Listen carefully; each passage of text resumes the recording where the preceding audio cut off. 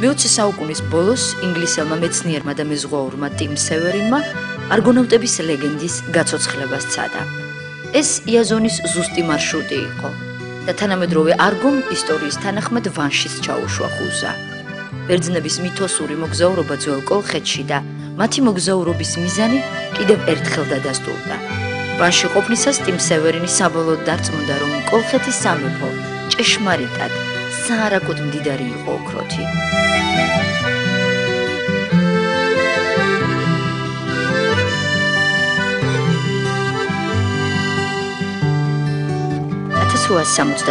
წელს გაზეთი დროება მკითხველებს აუწყებდა.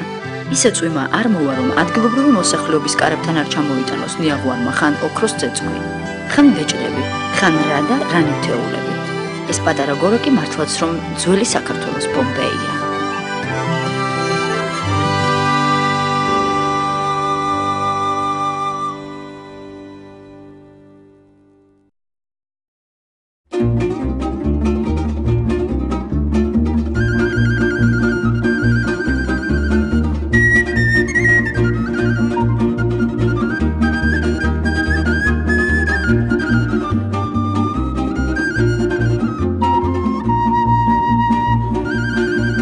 რიონი მდინარე, რომელიც საქართველოს ერთ-ერთ ულამაზეს მხარეში, მთიან რაჭაში იღებს სათავეს და საპორტო ქალაქ ფოთში, შავ ზღვაში ჩაედინება. 35 საუკუნის წინ სწორედ რიონით შემოვიდა არგონავტების გემი ძველ კოლხეთში ოქროს საწმისის მოსაპოვებლად. აიეტის სასახლემდე იაზონმა სურის თანამედროვე ვანის მიდამოებში ჩაუშვა არგოს ხუზა. ვანის დღევანდელი სტუმრებისათვის გასაკვირი არ არის არგონავტების განსაკუთრებული ინტერესი ამ ადგილების მიმართ. რიონის ულამაზესი ხეობის პეიზაჟები და სტუმართმოყვარე მოსახლეობა მეტად მომხიბლელს ხდის ვანში მოგზაურობას.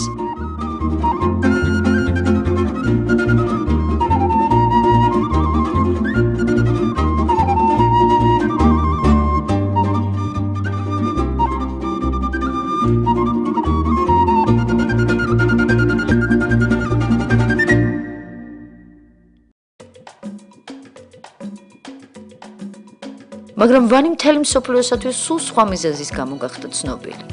აქ არქეოლოგებმა ანტიკური ხანის კოლხური ნაქალაქარი აღმოაჩინეს. ქალაქს საკულტო დანიშნულება ჰქონდა და იმ დროისათვის იქ უკვე აღარავინ ცხოვრობდა. მთელი ქალაქი თავდაცვითი ნაგებობების რკალია, რომლის შუაგულშიც ტაძრებია განლაგებული. სამარხებში ნაპოვნი ოქროსა და ვერცხლის სამკაულები, ბრინჯაოსა და რკინის ქანდაკებები, იარაღები, საყოფაცხოვრებო და საკულტო სარიტუალო დანიშნულების ნივთები, კერამიკის ჭურჭელი, მინის მძივები და ფანტასტიკური არსებების ქანდაკებები ძველი წელთაღრიცხვით მერვე პირველ საუკუნით თარიღდება.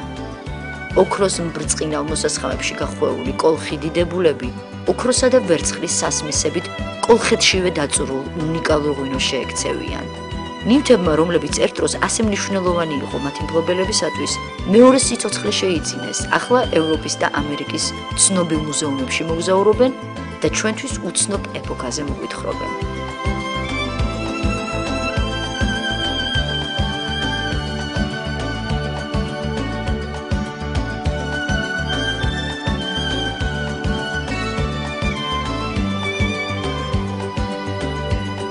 Washington Post-ი წერდა: ქვეყანა, სადაც პირველად დაიწყეს ღვინის დაწურვა, ქვეყანა, სადაც რკინას ამუშავებდნენ, როცა სხვა ერები ჯერ კიდევ სპილენძს ადნობდნენ. თქვენი კოლხები განთქმული ხართ ოქროსა და ძვირფასი ქვების დამუშავებით. სწორედ ამან აიძულა ბერძენი გმირი იაზონი ოქროს საწმისის ხელში ჩასაგდებად კოლხეთში გამგზავრებული იყო. შეფასებები მართლაც აღიარებითი იყო ძველი ისტორიის მქონე ევროპაშიც. ოქრომჭედლობის უმაღლესმა დონემ და იშვიათმა ამაღლებულმა წარმოსახვამ ეს გამოფენა ნამდვილ სასწაულად აქცია. დამთვალიერებელი გაუგნებული დარჩა ანტიკური საქართველო ოქროს საწმისის სამშობლო თავის საგანძურს გვიჩვენებს, წერდა გაზეთი La Figaro.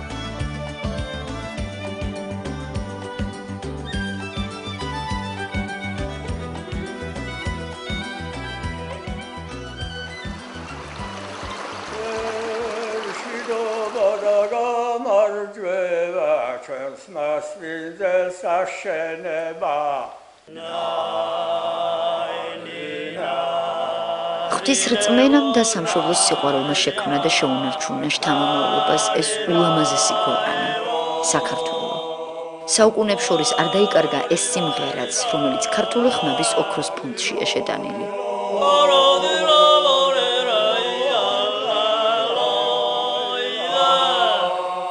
ფოლკლორული გუნდის სულორის მომღერლები მასში მშვიდობას, შრომას და ღმერთს უმღერიან.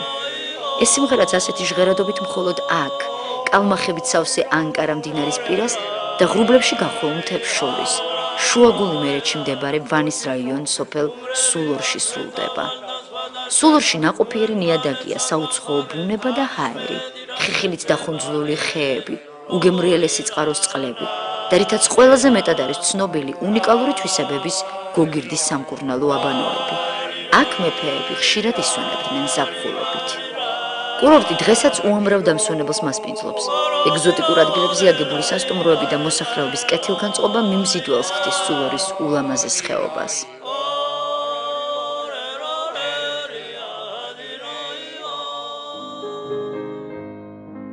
1822 წელს საფრანგეთის კონსულ ჟაკ ფრანსუა გამბას სულორი დაუთვალიერებია. ის მოგონებებში აღნიშნავს, რომ აბანოს ქვის შენობას ანტიკური და დიდებული იერი ჰქონდა. ანტიკური ხანის ნამოსახლარი მრავლად არის ვანის რაიონის სხვა სოფლებშიც, მაგრამ ყველაზე შთამბეჭდავი ექსპონატები არქეოლოგებმა ქალაქის ადმინისტრაციული ცენტრიდან 1 კილომეტრის დაცილებით აღმოაჩინეს. ბრწყინვალე წარსულის მემატიანე 200 მეტრის სიმაღლის სამკუთხა ბორცვია განლაგებული და დაახლოებით 8.5 ჰექტარ ფართობს მოიცავს. ეს საუკეთესო სტრატეგიული ადგილია. ცნობილია, რომ აქ გადიოდა მსოფლიო მნიშვნელობის დიდი სავაჭრო სატრანზიტო მაგისტრალი, რომელიც შორეული ინდოეთიდან შავ ზღვამდე მოემართებოდა.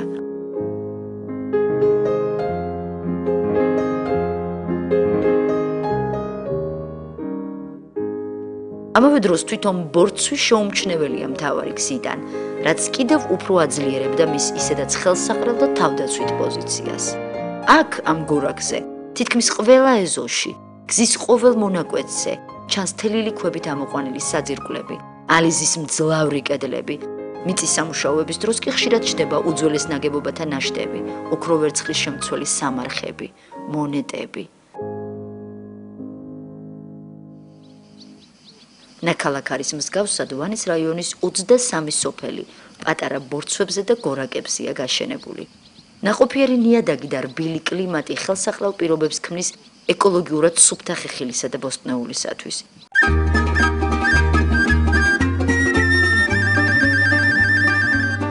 უკვე შორი მანძილიდან თვალს იტაცებს ბაღვენახებით, სიმინდების ყანებითა და მოხდენილი იმერული ოდასახლებით მორთული კოხტა სოფლები. ქართველების სახლებში დღესაც ხშირად ნახავთ ბუხარს.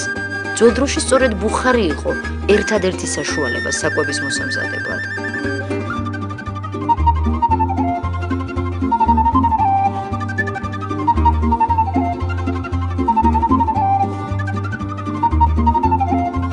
საყოველთაო ცნობილი იმერული კეცის მჭადი სიმინდიდან მზადდება.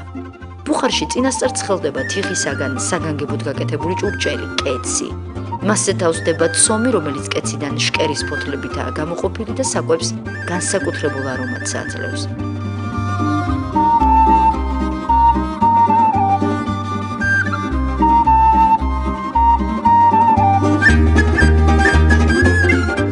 დაახლოებით 15 წუთში მჭადი მზადაა.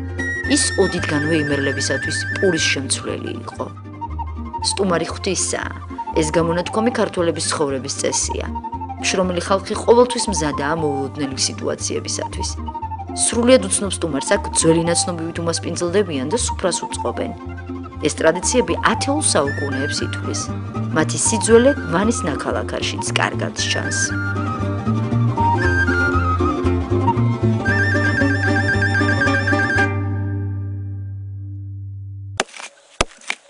ვანის ნაქალაქარის პირველი არქეოლოგიური გათხრები 1896 წელს ქართული ეროვნული კულტურის დიდმა მოღვაწემ, აკადემიკოსმა ექვთიმე თაყაიშვილმა წამოიწყო.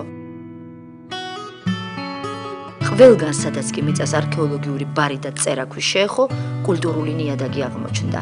ოქროს ნივთები, თიხის ჭურჭლის ნატეხები, ქვევრები.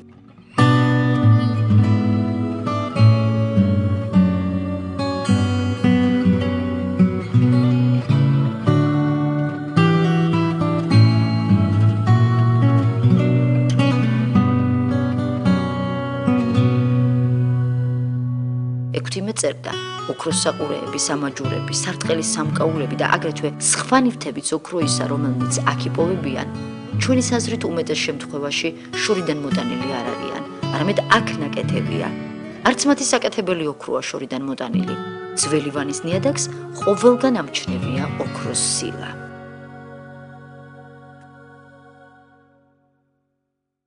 არქეოლოგიური გათხრების დიდი მასშტაბი და მნიშვნელობა ლეგენდარული ქართველი მეცნიერის პროფესორ ოთარ ლორთქიფანიძის სახელთანაა დაკავშირებული. მე-20 საუკუნის შუა წლებში მისი ხელმძღვანელობით ვანის საიდუმლოს ამოხსნა გრძელდება. სამუშაოების მოცულობიდან გამომდინარე, 1966 წელს არქეოლოგთა გუნდი შეიკრიბა. ექსპედიციაში ახალგაზრდა მეცნიერებთან და სტუდენტებთან ერთად ადგილობრივი მოსახლეობა იღებდა მონაწილეობას. ბევრისთვის ეს ღირსების საკითხი გახდათ.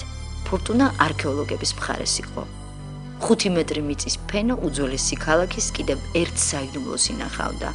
ხანძრისაგან თითქმის მთლიანად გაწითლებული ალიზის აგურის და კრამიტის ქვემოთ ექსპედიციამ ძველი წელთაღრიცხვით მე-3 საუკუნეში აგებული რთული ხუროთმოძღვრული კომპლექსი, ძველი ქალაქის კარიბჭე აღმოაჩინა. ეს კარი ქვეითად მოსიარულეთ ემსახურებოდა. არქეოლოგების ყურადღება კარიბჭის აღმოსავლეთ ნაწილში ქვიშაქვის ბალიშზე აღმართული 70 სანტიმეტრიანი სიმაღლის სწორკუთხა სვეტმა მიიპყრო.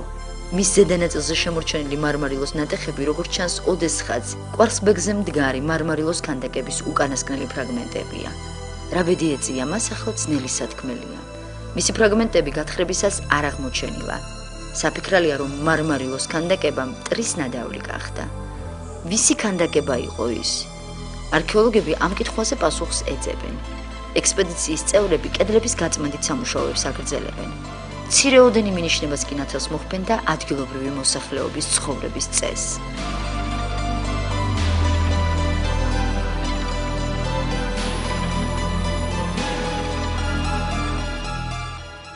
და აი არქეოლოგების თვალწინ დანგრეული კარიბჭე რეალობად იქცა. აქვე კედელზე ძველი ბერძნული ასოებით ამოკაწრული წარწერა გამოჩნდა. გევედრები შენ, მეუფეო, ქალღმერთო. კარიბჭის არქიტექტურა ინფორმაციის უნიკალური წყაროა. ის მისი მშენებლების მაღალ გემოვნებასა და განსწავლულობას ადასტურებს. ძირითადი კედლის სისქეს 3 მეტრს აღწევს. ქვათრილებით ამოყვანილი კედლები იმ დროს ფართოდ იყო გავრცელებული მთელს ელინისტურ სამყაროსა და აღმოსავლეთში. იგი სიმაგრესთან ერთად განსაკუთრებულ სილამაზეს ანიჭებდა ნაგებობას. შემდგომში გათხრები არქეოლოგებს არწმუნებს, რომ ვანის ძველი ქალაქის მშენებლები კარგად იცნობდნენ და შემოქმედებითად იყენებდნენ მაშინდელი ეპოქის საფორტიფიკაციო კონცეფციებს და სისტემებს. მოგვიანებით ექსპედიციის წევრები იმ დროისათვის მეტად თანამედროვე სამსართულიანი მძლავრი კოშკების ნაშთებს და ელინისტურ ხანაში გავრცელებულ საბრძოლო იარაღებს იპოვიან. ქალაქის მდებარეობის და მაღალი სამხედრო კულტურის გათვალისწინებით მტრის მოსულა მოულოდნელი არ უნდა ყოფილიყო. სავარაუდოდ იმ დროინდელი სურის მაცხოვრებლებს თავდაჯერებულობა ძვირი დაუჯდათ. 2100 წლის წინ მტერი ქალაქში შეიჭრა, დაანგრია და გადაწვა იგი.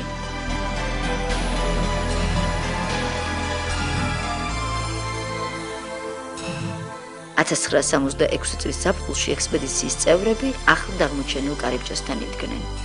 კარიბჭის გავლის შემდეგ სწორკუთხა მოყვანილობის შიდა ეზოს გადარჩენილი ნაწილი გამოვლინდა. ნაგებობის დასავლეთ კედელთან აღმართულია საკურთხეველი. ქვის სწორკუთხა ბალიშზე მდგარი 4 წახნაგა სვეტი. ფასდაუდებელია მის ირგვლივ აღმოჩენილი თიხის 23 ჭურჭელი. ყველა ისინი ადგილობრივ მეთუნუქეთან ახელავია და ამ ქალაქში სალოცავად მოსულთ ღვთაებისათვის შეუწირავთ. ქალაქის კარიბჭე თვალსაჩინო მაგალითია, თუ როგორი ძლიერია ადგილობრივი ეროვნული საკრალური ტრადიციები.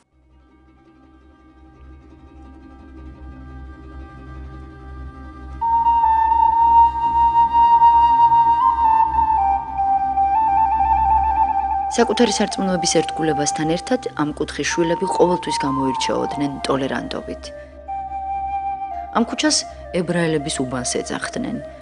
თანამედროვე ვანის ცენტრალურ ნაწილში დღესაც დგას მე-19 საუკუნის დასაწყისში აგებული სინაგოგა. 1995 წლამდე აქ 300-მდე ებრაული ოჯახი ცხოვრობდა ქართველების გვერდით. საბჭოთა კავშირის დაშლის შემდეგ მათი უმრავლესობა თავიანთი წინაპრების მიწაზე ისრაელში დაბრუნდა. სალოცავი დაიკეტა. თბილი ურთიერთობებისა და პატივისცემის ნიშნად დღეს სინაგოგას სამშობლოში დაბრუნებული ებრაელების ქართველი მეზობლები უვლიან.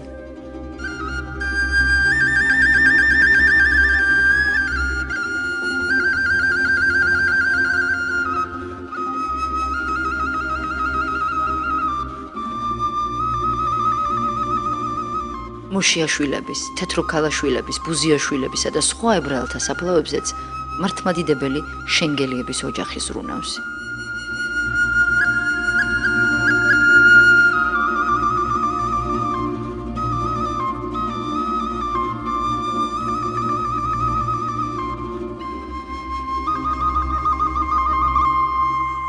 ვანის ნაქალაქარის კარიბჭედან 200-მდე მეტრის დაცილებით არქეოლოგებს კიდევ ერთი აღმოჩენა ელოდათ.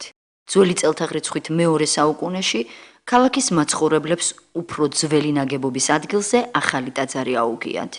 მოზაიკური იატაკი, რომელიც თავის დროზე ტაძრის მშვენება იქნებოდა, მთლიანად დანგრეული იყო და საგანგებოდ აყრილის შთაბეჭდილებასაც ტოვებდა.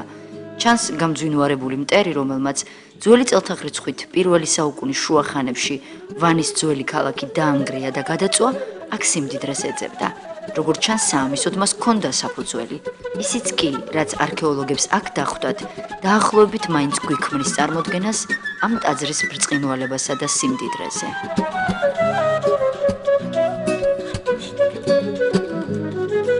პონტოს სამეფოში მოჭრილ მონეტებთან, ამფორებთან, ქვევრებთან და სარიტუალო საგნებთან ერთად ყველაზე გასაოცარი ბრინჯაოს უზარმაზარი ჭურჭელია. ის ხანძრისაგან ძლიერ იყო დეფორმირებული. ნივთები და სხვადასხვა ფრაგმენტები ერთმანეთში იყო არეული. მიუხედავად მეცნიერთა დიდი ძალის ხმევისა, ჭურჭლის მთლიანად აღდგენა ვერ მოხერხდა.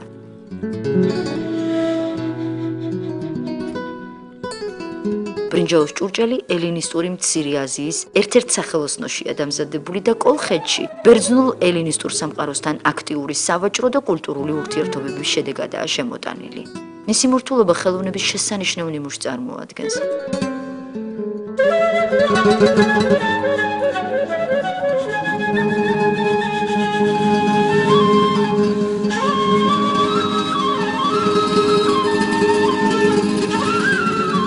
ჭურჭლის მხატვრული გვირგვინია ბრინჯაოს 18 სანტიმეტრიანი გამარჯვების ქალღმერთი ნიკეს დიდებული გამოსახულება. მოსართავი ნაწილები შემკულია მეღვინეობა მევენახეობის ღმერთის, დიონისეს წრის ღვთაებათა გამოსახულებებით. აქ საღვინე ქვევრების და შეწირული ამფორების მთელი კომპლექსის აღმოჩენა ეჭვს არტოვებს, რომ ტაძარი სწორედ მეღვინეობა მევენახეობის კულტთან იყო დაკავშირებული. არსებობს მოსაზრება, რომ ქართული მარანი სალოცავ ადგილს წარმოადგენდა. თანამედროვე ვანში დიონისე პოპულარული აღარ არის, მაგრამ საქართველოში კვლავ ძლიერია ღვინოსთან დაკავშირებული ტრადიციები. ეს კარგად იგრძნობა ქართული სუფრის თამადის ინსტიტუტით. თამადის მიერ თანმიმდევრულად წარმოთქმული ყველა სადღეგრძელო ღვთისადმი მიძღვნილ ვედრებას გავს. ერთ-ერთი პირველი მშვიდობის სადღეგრძელოა. ქართველებმა კარგად იციან მშვიდობის ფასი. საქართველოს ისტორიაში დამოუკიდებლობისათვის ბრძოლის პერიოდები ბევრად აღემატება მშვიდობიან ხანას.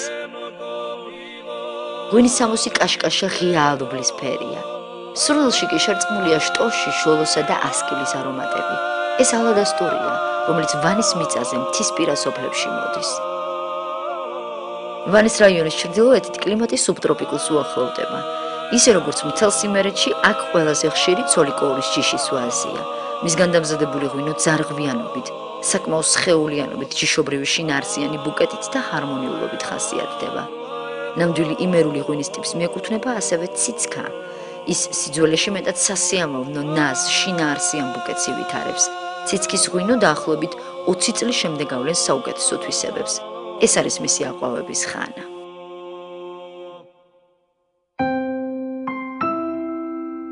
ვანის ამ პატარა სოფელმა ქართულ პოეზიას ორი ბუმბერაზი აჩუქა, გენიალური გალაქტიონი და ცისფრყანწელი ტიციანი. ორივე შეუდარებლად არტისტული, არავის მსგავსი და ჭეშმარიტი მგოსანი. ტაბიძეების გვარი ერთსად სრულად იკმარებდა. ჭყვისში ქართველებისათვის სანუკვარი ორი პოეტის ორი სახლ-მუზეუმი ერთმანეთისაგან სულ რამდენიმე ნაბიჯით არის დაშორებული.